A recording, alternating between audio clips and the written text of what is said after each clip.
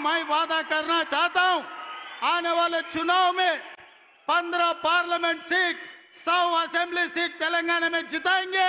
दिल्ली को हम 15 parliament MP को बना भेज देंगे। 100 एमएलए को जिता के यही दोबारा हम सरकार बनाएंगे।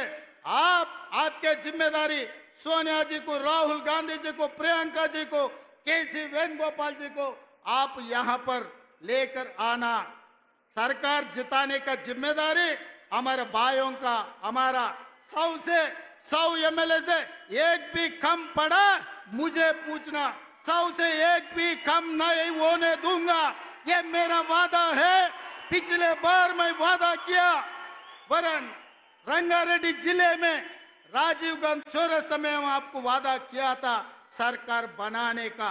सितंबर 17, 2023 उस दिन सोनिया जी को, आपको, हमारे कार्यकर्ता, हमारे भाई लोग आपको वादा किया 2023 दिसंबर में कांग्रेस सरकार बनाने का। आज 3 साल पहले हम लोग आपको वादा कर रहे हैं, हमारे वादा को सोनिया जी को पहुंचा दो। आने वाले चुनाव में 100 एमएलए को जिताएंगे, सरकार बनाएंगे। 15 पार्लियामेंट मेंबर्स को हम दिल्ली भेज देंगे। आप दिल्ली में सरकार बनाओ, हमारे तरफ से हम लोग मेहनत करेंगे। ये हमारे वादा है। सही है ना? तैयार है? వందావని బోందా ఇంకో మీరో పిచ్చోళ్ళు వందనట ఆయన సొంత కాన్స్టిట్యున్సీలనే ఇప్పుడు జెడ్పీటీసీలు గెలుతాడో లేదు, పెట్టమని రాదు, ఎలక్షన్లు తెలుస్తుంది.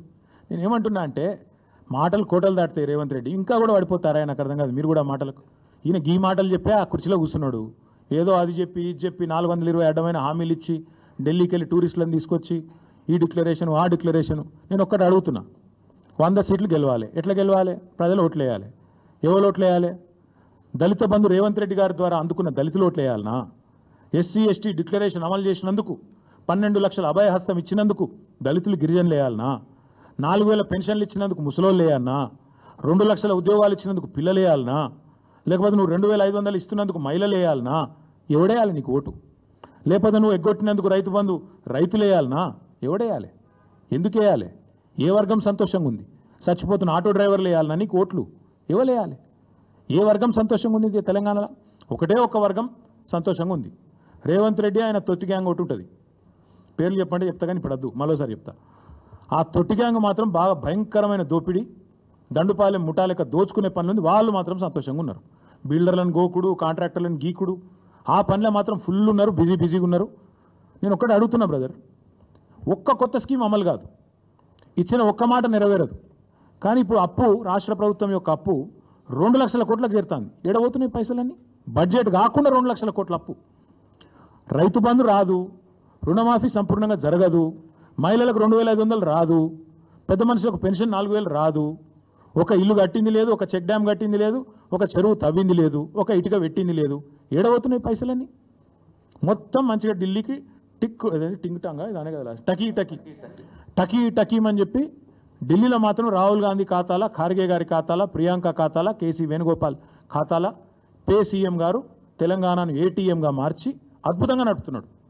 ఈయనను ఇవాళ మా సోషల్ మీడియాలో పెట్టుకున్న ముద్దు పేరు పే సీఎం. పేటీఎం అని ఒక యాప్ ఉంటుంది, మీకు ఐడియా ఉండొచ్చు. ఈయన పేరేమో పే సీఎం.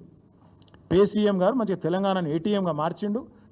టకీ మన ఏఐసీసీలో మాత్రం మూత మోగుతాంది. కొత్త బిల్డింగులు కడతాండ్రు, కొత్త ఆఫీసులు తెరుస్తాండ్రు. ఈయన పదవి మాత్రం బ్రహ్మాండంగా ఉన్నది, కాపాడుకుంటాడు. గది తప్ప ఓటేసేవాడైతే ఈయనకి ఇక్కడ ఎవడు కూడా లేడు. వందనా బొందనా అని అందుకే అన్న. ముఖ్యమంత్రి గారంటే గౌరవం ఉంది, కానీ ఇక ఆ మాట అనక తప్పలేదు.